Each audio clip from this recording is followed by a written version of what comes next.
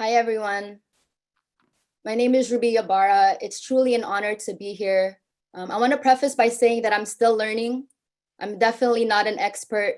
To be honest, I'm here today to mostly listen and more importantly, to commit to the application of the things I learned throughout today's conversations.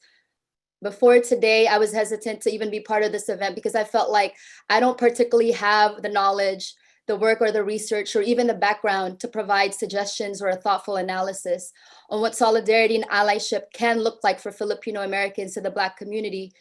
But after much careful thought, I realized that I don't need to study about this to know that the injustices to the Black community are wrong and that I'm not unique in having questions on where to start or how I can do better. There's been a whole lot of unpacking that I've done in the last 3 weeks alone, and that's going to be an ongoing process. I think some people here know me because of my music and poetry, and most of that work were written reflections or experiences. I was an artist before I ever remotely even considered myself to be an activist. And even then, I feel like that's a title that you earn, and I'm still working towards that. To be fully transparent, a lot of my involvement in organizing, protesting, and community building have come as a result of the type of music I've created and the things I've written about. I've realized that, look, I can write lyrics all day, give me a beat, and I can write about my experiences in the world around me or how to encourage and inspire others to reflect and grow. But the application of all of that is the challenging part, including for me. As impactful as music is, I personally feel for me that my words are nothing. They're empty if I'm not actually examining myself and unlearning problematic behaviors, languages, and perceptions, whether it's tied to my culture, my upbringing, and especially my Catholic religion. Just because I grew up around it or I was taught it, it doesn't mean it's right or that it's permanent. I've realized that accountability is key if I want to be an artist in this movement who speaks about solidarity and justice. There's no room for any ego here. This is the labor that I'm happy to have signed up for and that I need to carry with sincerity and respect if I want to be an artist in these times. For me and for my personal journey, my music is not enough. After all, as a Pinay, how can I not be political in my actions? As the first panel thoughtfully discussed, Filipino American freedoms are a direct result of the Black liberation movements, and much of our own history and culture has played a role in the plight of Black people. I know a lot of us have been having these conversations with our friends and family, and for me, that's a good start. Discourse is one of the best ways to inform and to engage. But when we say Black Lives Matter, it needs to be more than a stance or a mere statement. We have to put in the work. And as Ate Candy eloquently mentioned last weekend at the Film Arts panel, this is not about us. This is not about us, which I understand to mean that it's on us to dismantle anti-Blackness, but this movement is not about us. It's not about centering our struggles or justifying why we should be dismantling anti-Blackness or anti-Black racism. This work is required on a human level, as a human rights issue. The fact that Black people are vilified and dehumanized by the police should be upsetting us. The fact that us as Filipino Americans will never encounter the same racism as Black people do should be concerning to us and mobilizing us to interrogate ourselves and to break down these institutions and ideologies that perpetuate anti-Black racism. I myself have contributed to those structures, and I've benefited from Black culture 100%. I participate and benefit from an art form created by Black people. This is my livelihood. It's helped me put food on the table and build a platform. I've been a consumer of hip hop since I was pretty much 5 years old. It's allowed me to find a voice when I thought I didn't have one, and it's now afforded me my career. I recognize that I do need to step out of my preconceived comfort zone and realize that Black people don't have the same privilege to just turn off the news, turn off the racism, turn off the police brutality like most of us do, including myself.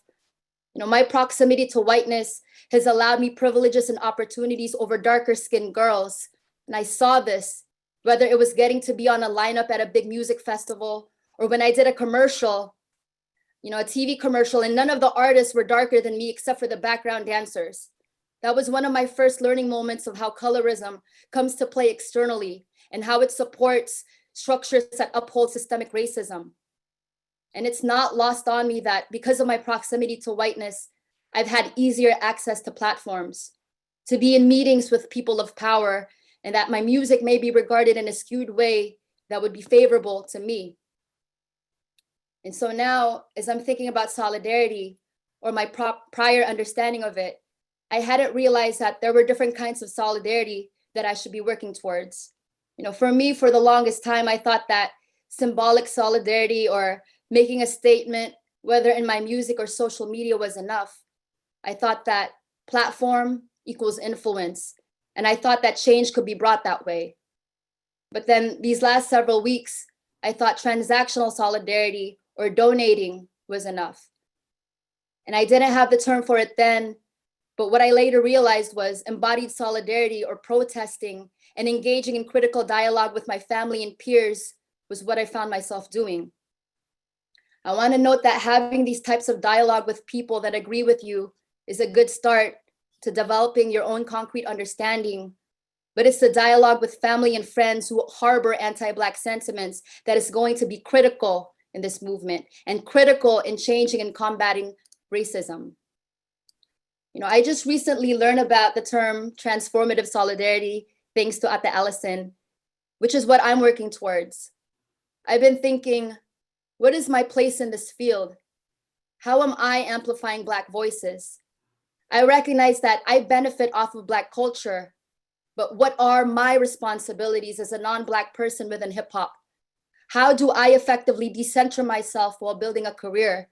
Especially as a hip hop artist in the music business, realizing how much racism and capitalism are tied together in the first place.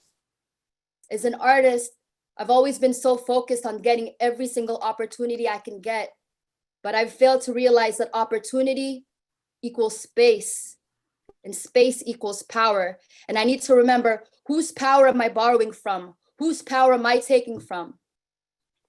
I've been personally asking myself, how am I addressing anti-Blackness internally or externally?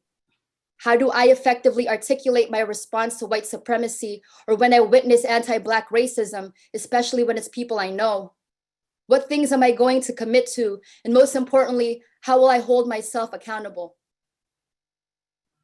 To be fully transparent, I'm still working towards answering these questions and making a commitment to responding to these questions with an emphasis on actions.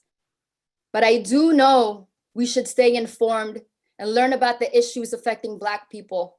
Listen to the Black community.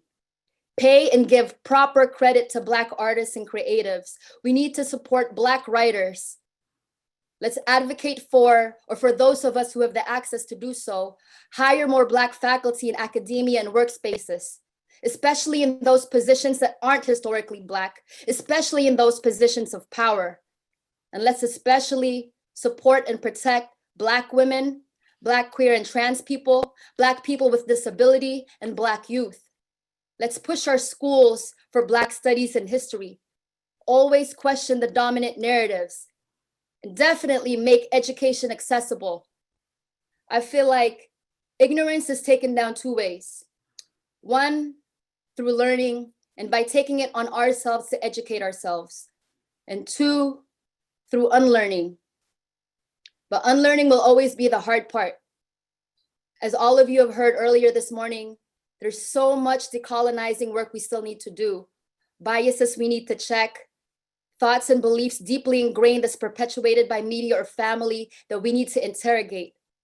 Beliefs that we inherited from our own oppressors and behaviors we need to change. Lastly, I want to note that I don't necessarily believe there's a type of solidarity that everyone needs to adhere to. As I mentioned, it comes in different forms. I acknowledge that all of us are at different points of the process and are at different stages of unlearning or at different capacities to do so. And that's okay. I think it's more important that we continually be in solidarity. But truthfully, when I think about the word solidarity right now, it means tangible change to me. It means thinking about community as a collective and doing our part in this. Solidarity is a commitment. It's an ongoing commitment. I think we need to, myself included, need to be adamant and unrelenting in confronting racism and fighting for structural changes in practices and policies. Really interrogate ourselves first, then our core surroundings, which includes our family and friends, and then move outwards to our community.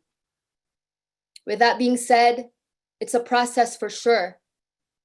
I'm not here to say I have the definite solutions, but these conversations are definitely a start. And I feel like we have the resources and certainly some concrete ideas and strategies to move deeper. Lastly, thank you for allowing me the space to speak here today. I'm definitely humbled to be able to share the space with Ate Arlene, Ate Janet, Ate Candy, Gregory, and all of you. I'm activated and I'm definitely here to listen. Thank you.